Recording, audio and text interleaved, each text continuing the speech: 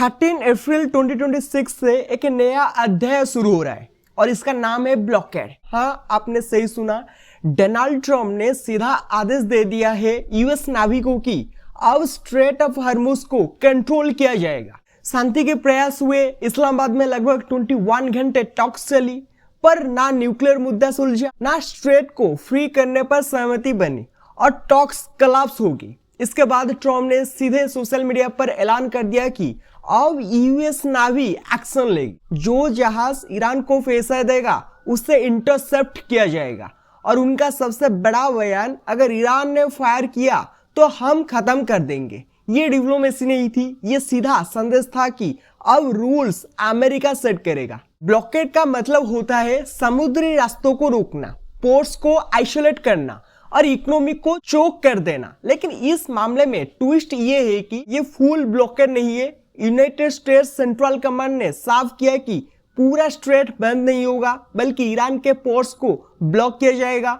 यानी UAE, Saudi, Qatar के ships आ जा सकेंगे, लेकिन ईरान से जुड़ा ट्रैफिक रोका जाएगा। मतलब टारगेट पूरी दुनिया नहीं, सिर्फ ईरान है, सीधे उसकी इकोनॉमी को स्क्वीज करना। अब असली कारण समझो। ईरान की इकोनॉमी मुख्य रूप से ऑयल पर चलती है, लगभग 1.7 से 2 मिलियन बैरल्स पर डे। और इसका सबसे बड़ा बायर कौन है? चाइना। चाइना ही ईरान से सबसे ज्यादा तेल खरीदता है, वो भी युआन में। यानी ये पूरी लेन देन डॉलर सिस्टम को बाईपास करती है। अब इमेजिन करो, यूएस शिप्स रोक रहा है, चाइना ऑयल खरीद रहा है, ईरान पैसे ले रहा है और ये तीनों रास्ते एक ही जगह टकराते हैं। अगर यूएस ने किसी चाइनीज टैंकर को रोका या फोर्स किया तो यही वो पॉइंट है जहां लोग बोल रहे हैं कि वर्ल्ड वॉर 3 शुरू हो सकता है। लेकिन ऐसा तुरंत नहीं होगा, क्योंकि चाइना आमतौर पर दूर के रीजन में डायरेक्ट वॉर नहीं करता, वो डिप्लोमेसी और इकोनॉमी टूल्स इस्तेमाल करता है। उसकी पहली रेस्पॉन्स होगी प्रोटेस्ट, प्रेशर, सैंक्शंस या पॉलिटिकल रिटेलिएशन, सीधा वॉर नहीं, क्योंकि वो बहुत बड़ा और रिस्की कदम होगा। अब बात यूएस नावी की ताकत की। यूएस नावी के पास एयरक्राफ्ट कैरियर्स, डिस्ट्रॉयर्स, सबमरीन सब कुछ है और सबसे जरूरी वो रीजन में बहुत करीब है। चाइना ज्योग्राफिकली बहुत दूर है, लॉजिस्टिक्स मुश्किल है और डायरेक्ट फाइट बेहद जोखिम भरा। इसलिए वार अभी शुरू होने वाला है वाला नैरेटिव थोड़ा ड्रामेटिक है। लेकिन इसका मतलब खतरा खत्म नहीं हुआ। सबसे बड़ा खतरा है एक्सीडेंट, किसी शिप्स की टक्कर, वार्निंग शॉट्स, किसी ड्रोन की गलत उड़ान और पल भर में एस्केलेशन। ऑयल मार्केट पहले ही रिएक्ट कर चुका है, कीमतें $100 से ऊपर जा चुकी है, वोलेटिलिटी बढ़ गई है और इसका सीधा असर पेट्रोल, डीजल की प्राइसेस और ग्लोबल इन्फ्लेशन पर पड़ता है। इंडिया, यूरोप, हर जगह इंपैक्ट महसूस होगा। ट्रंप का असली गेम भी समझ लो, ये मैंडेस नहीं, स्ट्रैटेजी है। ऑब्जेक्टिव है ईरान की इकोनॉमी पर दबाव बनाना, ऑयल रेवेन्यू रोकना, उसके न्यूक्लियर प्रोग्राम को रोकना और उससे मजबूर करना कि वो फिर से नेगोशिएशन टेबल पर आए।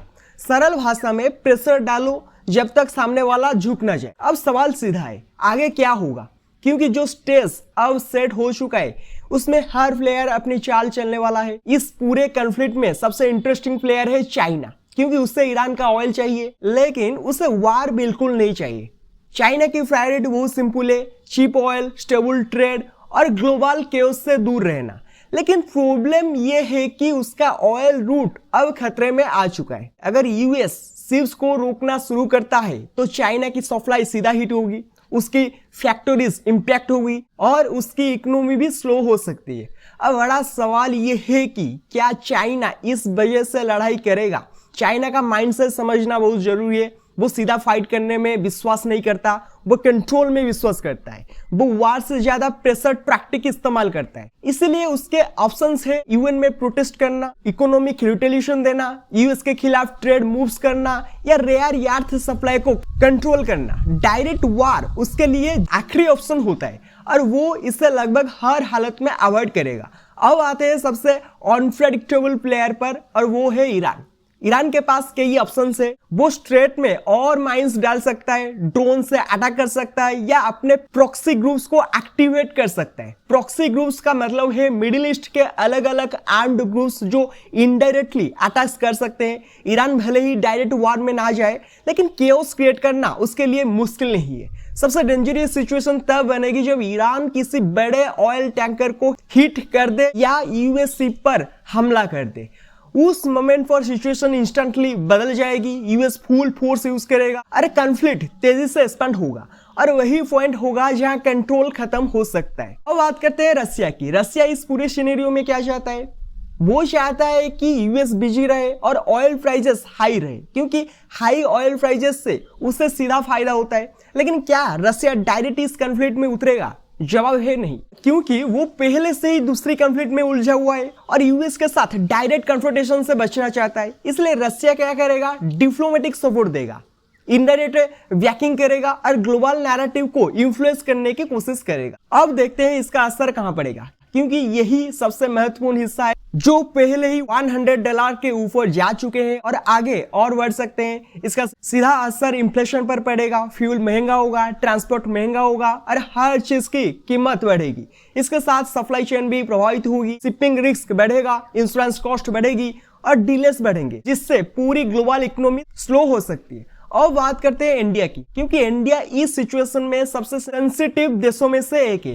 इसका कारण साफ है, इंडिया अपनी जरूरत का बड़ा हिस्सा ऑयल बाहर से इंपोर्ट करता है।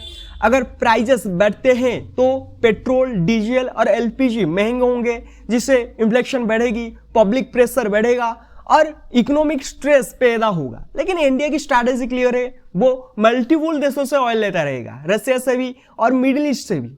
इंडिया किसी एक साइड में पूरी तरह नहीं जाएगा, बल्कि बैलेंस बनाए रखने की कोशिश करेगा। अब अगर हम सिनेरियोस देखें तो वेस्ट केस ये है कि सिचुएशन कंट्रोल में रहे, यूएस प्रेशर बनाए रखे, ईरान टॉक्स में वापस आए और स्ट्रेट धीरे धीरे नॉर्मल हो जाए।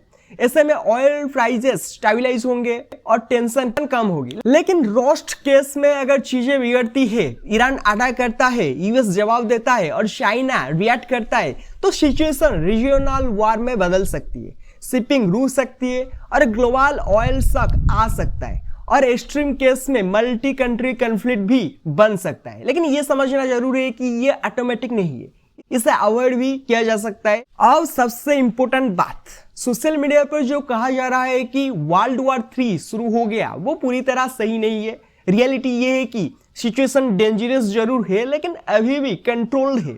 सभी कंट्रीज वार नहीं चाहती, वो कंट्रोल और फायदा चाहती है। पूरा गेम पावर, ऑयल और कंट्रोल का है और हर कंट्री अपनी पोजीशन मजबूत करने की कोशिश कर रही है। कोई भी कंट्री फुल ग्लोबल वार नहीं चाहती, लेकिन रिस्क इसलिए है क्योंकि वेपन्स इन्वॉल्व है, ईगो इन्वॉल्व है और मिस कैलकुलेशन कभी भी हो सकती है। एक छोटी सी गलती भी बड़ा एक्सप्लोजन बन सकती है। अगले 48 घंटे बेहद क्रिटिकल है, क्योंकि पहला इंटरसेप्शन होगा, ईरान अपनी रिएक्शन देगा और चाइना का ऑफिशियल स्टेटमेंट आएगा। इन 3 चीजों से ही आगे की डायरेक्शन तय होगी। तो दोस्तों, ये सिचुएशन सिंपल नहीं है, ये कोई मूवी नहीं बल्कि रियल वर्ल्ड है, जहां इमोशन नहीं बल्कि इंटरेस्ट चलते हैं और जहां दोस्ती नहीं बल्कि फायदा मायने रखता है। आज जो हो रहा है वो ग्लोबल सिस्टम का एक बड़ा टेस्ट है और अब देखना ये है कि लीडर्स इसे संभाल पाते हैं या सिचुएशन उनके साथ से निकल जाती है। मैं आपको लगातार अपडेट्स देता रहूंगा।